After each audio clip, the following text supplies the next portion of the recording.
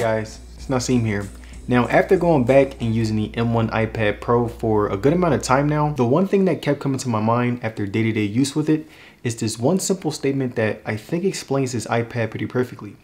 And that statement is, I think that the 12.9-inch iPad is the best tablet that you can get in 2022. And I say this because when it comes to everything that you need in a tablet, the M1 iPad doesn't have any major flaws that a lot of other tablets have. And that's the reason why I think that it's the best option that you can get in the market. The M1 iPad has a great display that is arguably the best in its class.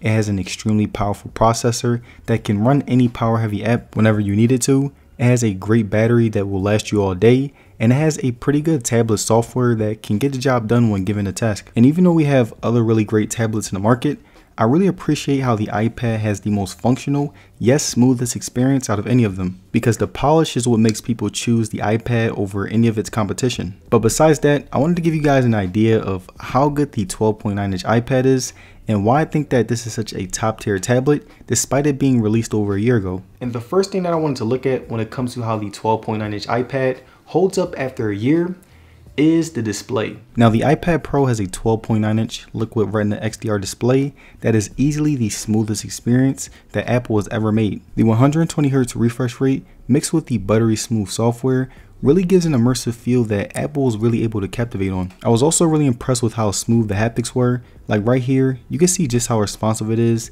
and there was never a time where I got any lags or hiccups.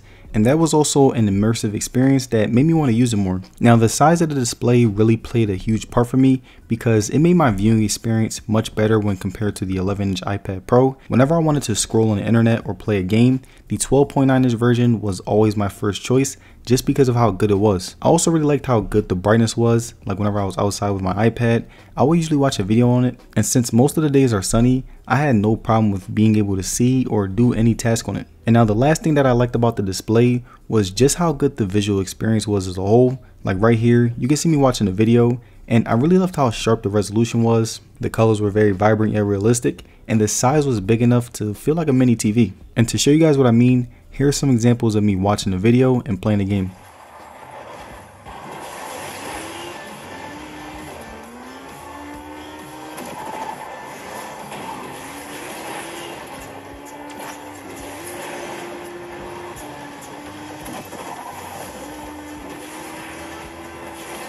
Concentration to catch it and then turn to finish.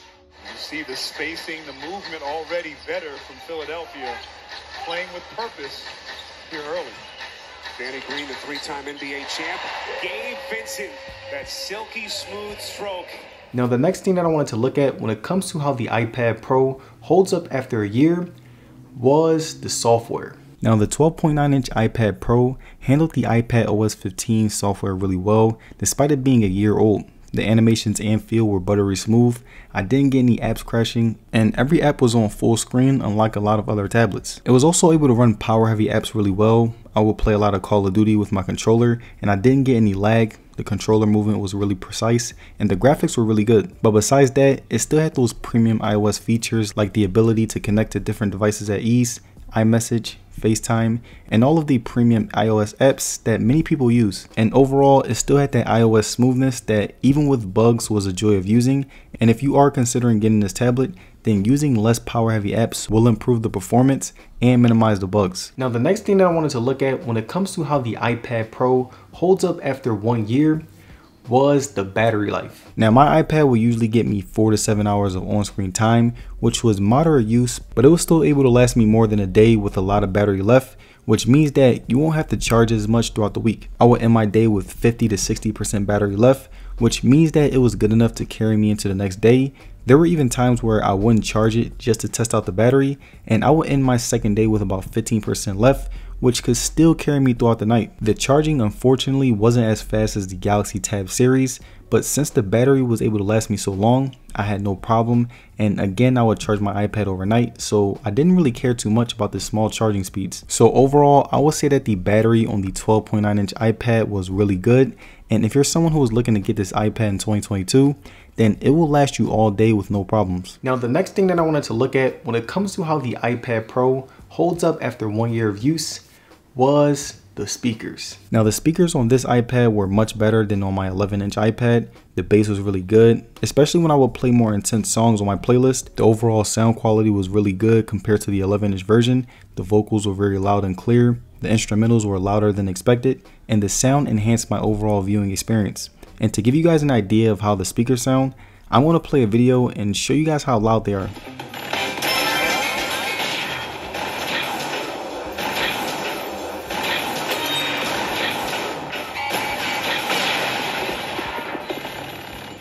Now the final thing that I wanted to look at when it comes to how the iPad Pro holds up after 1 year of use was the cameras. Now the cameras on the iPad Pro are, in my opinion, criminally underrated.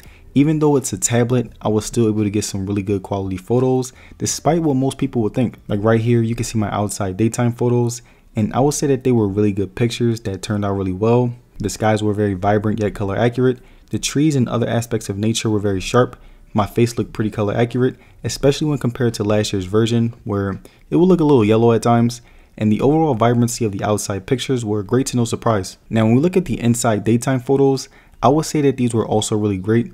Like right here, you can see that there was no graininess no matter how dark it got. And my selfies were top notch when compared to other flagships. The quality got much better, the sharpness was still great, and the colors were very accurate, which definitely redeemed the camera overall. And when it came to video quality, the 12.9 inch had one of the best to offer. And to give you guys an example, here are some videos that I took on it.